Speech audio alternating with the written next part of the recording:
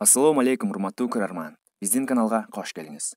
Сөз бергенибиздей, бүгүнкү видеобуз деги эмне үчүн китеп окушубуз керек, анын кандай пайдалары бар деген суроолордун айланасында болмокчу. Анда эмесе баштадык. Урматтуу көрөрман, акыл калчап көрүңүзчү. Ийгиликтүү болууну каалабаган адам барбы?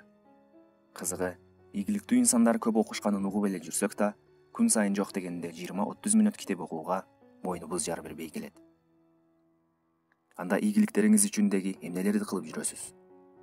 Ушул заман, ушул учур билимдүүлөрдүн заманы экени белгилүү. Билимсиз болсок, кээ бирөөлөрдүн куралы же курмандыгы болуп калышыбыз толук ыктымал. Facebook'ту жетектеген эң жаш миллиардерлердин бири Марк Цукерберг 2 жумада бирден чоң көлөмдүү китеп бүтүрсө, эң бай адам болгон компьютерди ойлоп тапкан Билл Гейтстин күн сайын окуганы 400-500 бет. Анын акчасы убагында 10 мүнөт сайын $1,000,000 көбөйүп турган. Айтарыбыз, китеп окуу бир эле илим бозго эмес, бизнесменге да, саясатчыга да, журналист дыйкан, чабанга да керек. Өнүккөн батыш өлкөлөрүндө күнүмдүк кылына турган иштердин тизмесинде окуу 18-орунда турат. Ал эми өлкөбүздө ошол тизмеде китеп окууга деги эле кезек барбы? Аллах Таала айтат: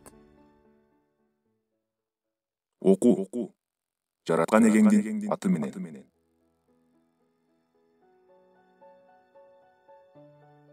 Ыйык Куранда канча миңдеген буйруктар бар. Ошолордун ичинен эң биринчи жогорудагы Икро, оку деген буйрук түшүрүлгөн. Алгачкы түшкөн 5 аятта окуу буйругу 2 жолу кайталанып келген. Окуунун жашоодогу маанисин ушундан эле түшүнсөк болот. Башка сөзгө кажет барбы? О, менин бир тууганым, окуу Куранда эң биринчи орунда. Ал эми сиздин жашооңуздачы? Алланын Курандагы Икро, оку деген алгачкы буйругу адамзатка аманат кылынган чексиз улуулукка, арулукка жетиш үчүн берилген вазыйфа, чакырык. Китеп мени кантип өзгөртө алат деп ойлогон болсоңуз, анда колуңуздагы китепке караңыз. Ал дагы бир убакта жыгач болгон. Көп окуунун сыры окуган китебин сүйүүдө, тагыраагы кызыккан китебин тандап окууда жана фазилетин билүүдө. Адамга болгон эң чоң инвестиция — билим. Китеп акыл берет, акыл сурабайт. Сырын ачат, сыр сурабайт. Ким китепти дос тутса, жашоосу ар дайым алдыга жыла берет. Бүгүнкү окурман — эртеңки башкаруучу. Китеп окуу бул убакыттан утуу. Илим каймактарын издеп топтоо үчүн элдер жылдар бою изилденишет. А сиз ошол топтолгон илимдердин сересине аз убакытта гана жетесиз. Кино китеп бергендин 10дон 1-ин да бере албайт. Анткени кээ бир нерселерди аткаруу чеберчилиги сөз чеберчилигине жетпейт. Эгер сиз окубасаңыз, билинбей эле карып каласыз. Жашыңыз 20да же 80де болушу маанилүү эмес.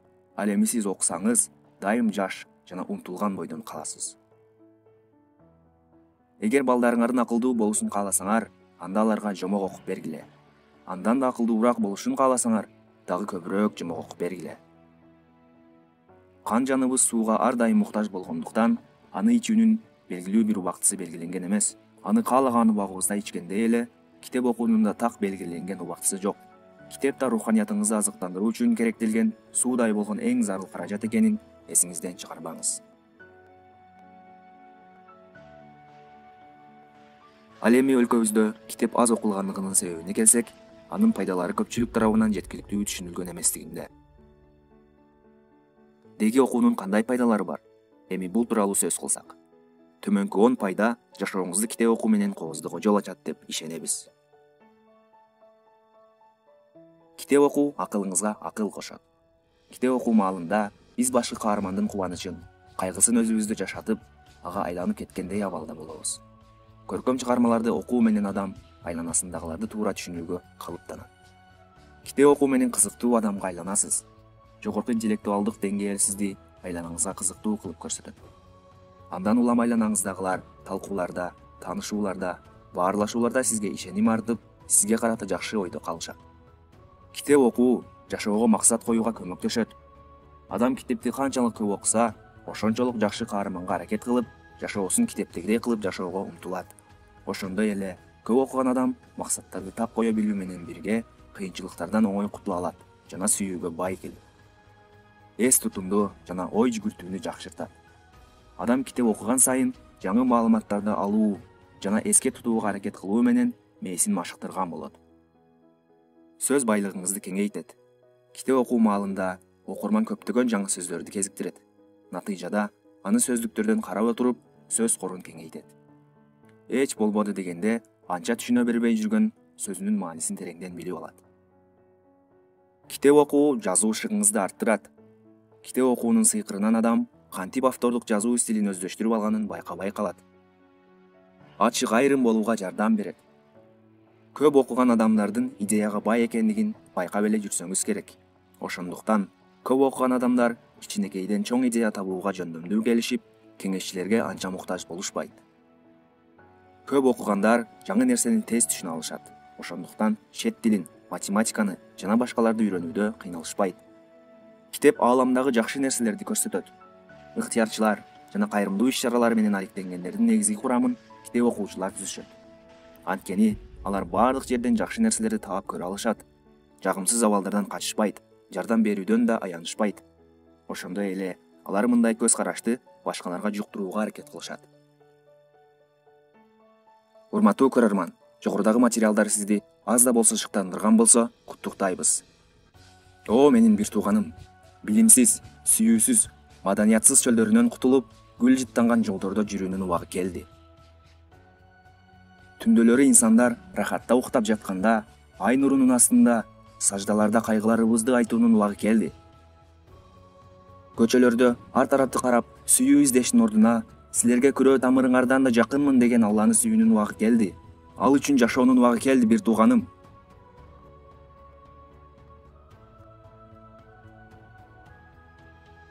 Урматтуу көрөрман, видеобуз сизди эмнеси менен шыктандырды? Учурда кайсыл китепти окуп жатасыз жана кайсыл китепти сунуштайсыз? Сиздин оюңуз маанилүү. Инсан бир максат койсо, көпчүлүк менен алыска бара алат. Максатыбыз жакшы иштин көпчүлүккө таркалуусу. Селге менин тиешем жок деген жаңгыр тамчысы болбоңуз. Жакшы иштерди кылуучу эки топ бар. Биринчи топ жасоо менен алек болсо, экинчиси таркатуу менен. Биз болсо бул чакан китепти сунуштайбыз. Китепти тандап, пайдалуусун окуңуз. Кийинки видеобуздан таасирдүү окуяларга күбө болосуз. Биздин каналдан жан дүйнөңүзгө жана акылыңызга пайдалуу азыктарды алып тура аласыз. Жараткан бизди жалаң гана жакшылыктар менен сынасын.